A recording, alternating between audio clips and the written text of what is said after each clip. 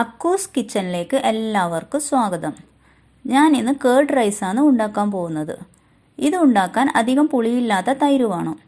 തൈരിന് പുളി കൂടുതലാണെങ്കിൽ കുറച്ച് പാലൊഴിച്ച് തൈരിലെ പുളി കുറച്ചതിന് ശേഷം മാത്രം ഇതിൽ ആഡ് ചെയ്യാം. തൈര് സാദ ഉണ്ടാക്കാൻ ആവശ്യമായ ഇൻഗ്രീഡിയൻസ് എന്തൊക്കെയാണെന്ന് നോക്കാം. തൈര് സാദ ഉണ്ടാക്കാൻ ഏത് തരം റൈസ് വേണമെങ്കിലും ഉപയോഗിക്കാവുന്നതാണ്.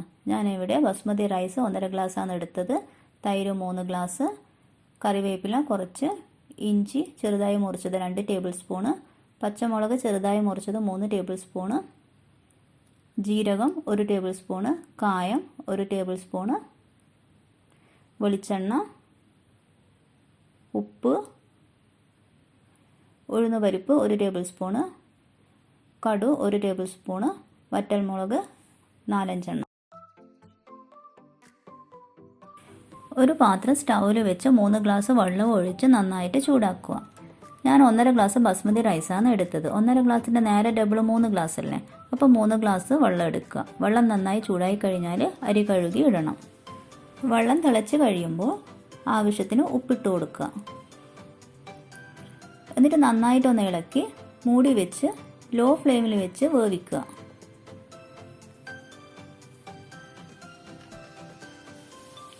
ഇടയ്ക്ക് മൂടി തുറന്ന് അരി ഇളക്കി കൊടുക്കുന്നത് നല്ലതാണ്.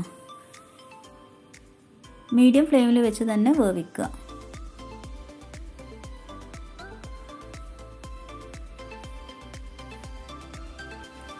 ഇപ്പോൾ അരി നന്നായി വെന്ത് ചോറിലെ വെള്ളമൊക്കെ മുഴുവനായി വറ്റി കിട്ടിയിട്ടുണ്ട്.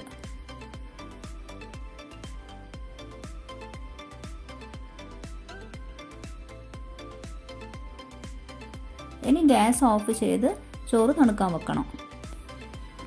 ചോറ് നന്നായി തണുത്ത് കഴിഞ്ഞാൽ ഇതിൽ കുറച്ചായി തൈര് ആഡ് ചെയ്തിട്ട് നന്നായിട്ടൊന്ന് മിക്സ് ചെയ്യാം.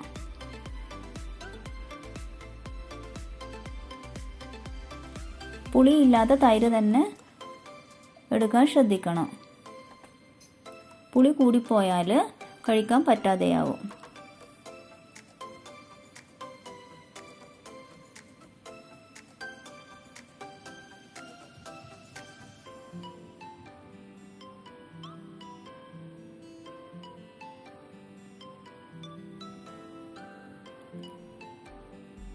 ചോറിൽ നേരത്തെ ഉപ്പ് ഇട്ടിട്ടാണ് വേവിച്ചത്.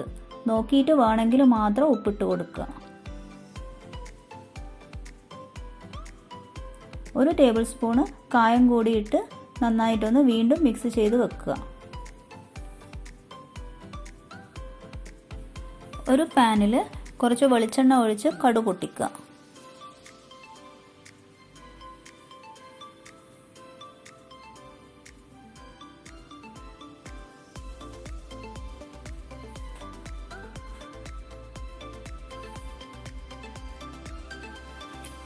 കടു പൊട്ടിക്കഴിഞ്ഞാൽ ജീരകം ഇട്ട് ലോ ഫ്ലെയിമിൽ ഫ്രൈ ചെയ്യാം.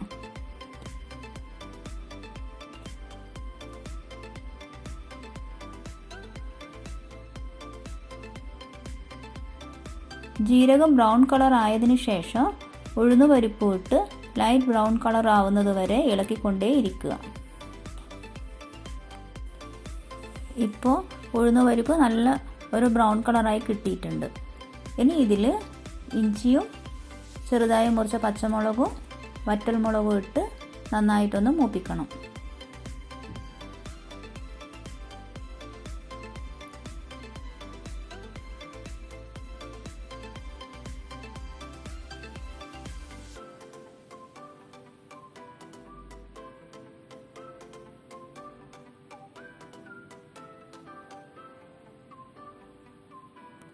വറ്റൽമുളക് ലാസ്റ്റ് ഇട്ട് കൊടുക്കുന്നതാണ് നല്ലത്, അല്ലെങ്കിൽ അതിലെ കളറൊക്കെ മാറി കറുപ്പ് കളർ അടിച്ചു പോകും.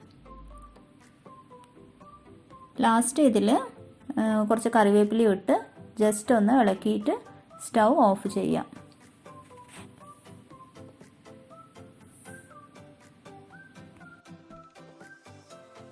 എന്നിട്ട് ഇത് തൈരും ചോറും മിക്സ് ചെയ്ത് വെച്ചില്ലേ അതിലേക്ക് ഇട്ട് കൊടുക്കുക.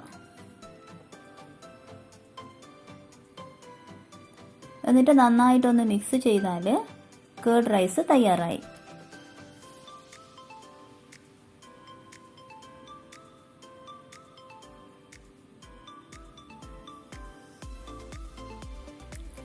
Thanks for watching.